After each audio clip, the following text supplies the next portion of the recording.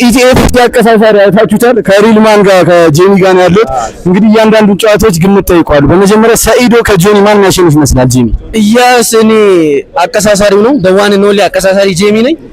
ምንድነው አሁን እዚህ ጋር ይሄ ያከሌ ነው ሊል አልችልም፣ ግን ካላቸው ጥንካሬና ቤዝድ ሆኜ ልምለው የሚችለው ነገር ልበለ ጆኒ ኢዝ አ ግራፕሊንግ ማስተር ነው። መሬት ላይ ከወረደ ኖበዲ በቃ ባህር ውስጥ ካለ ማለት ነው ከአሳ ጋር ተጋባል ከባድ ነገር ነው ሰው።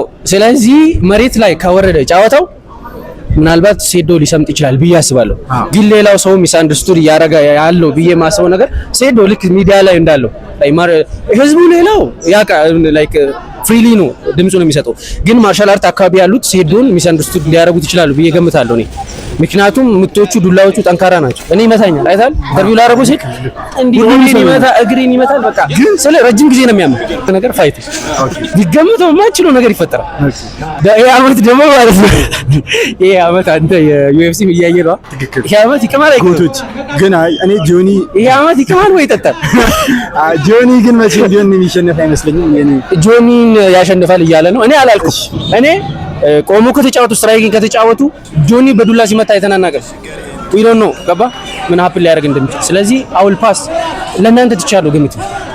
ዞሮ ያው ጆኒ እንዳለው ምድር ላይ ከወረደ ነው ያለው። ምድር ላይ ከወረደ ጆኒ ያሸንፋል በተዘዋዋሪ ይመቻችሁ።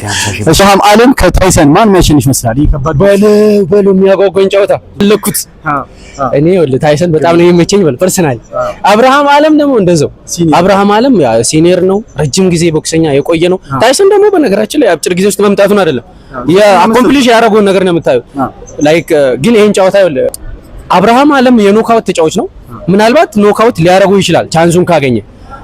ግን ይኸውልህ እንደዚህ እናርግ፣ አብርሃም ካሸነፈ በኖካውት ታይሰን ካሸነፈ በነጥብ ሊያልቅ ይችላል። የሚገርም አስቴቲክ ኩርነተሊና ከሮቤል ምንድነው አንተ እዛ ስር ነበር እንዴት እንደ ድምጹ ምንድነው የጠፍኩ አለረም አንተ እኔ ደነገ ሾክ ነው ያደረገኝ ነው የምልህ።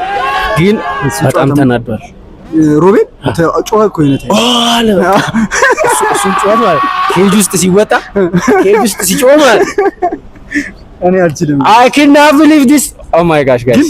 ዲክሽንን ለማን ሰጣል? ላይክ ሮቤል የውሹ ባክግራውንድ ነው። ሁለት ፋይት አድርጓል። ቤልት አለ፣ ብላክ ቤልት ነው የውሹ። ውሹ ደግሞ 50-50 ነው። እጅም ይጠቀማል፣ እግርም ይጠቀማል። ንቃት ህሊና ደግሞ አጠገቡ ሆኜ ያየሁትን ነገር ልንገር። ግራፕሊንግ በጣም ተሻሽሏል። በጣም ነው የተሻሻለው። ጥንካሬው ጆኒ ይነግራል። ኦሬዲ ጆኒ ተናግሯል። አይታችኋል ቪዲዮ።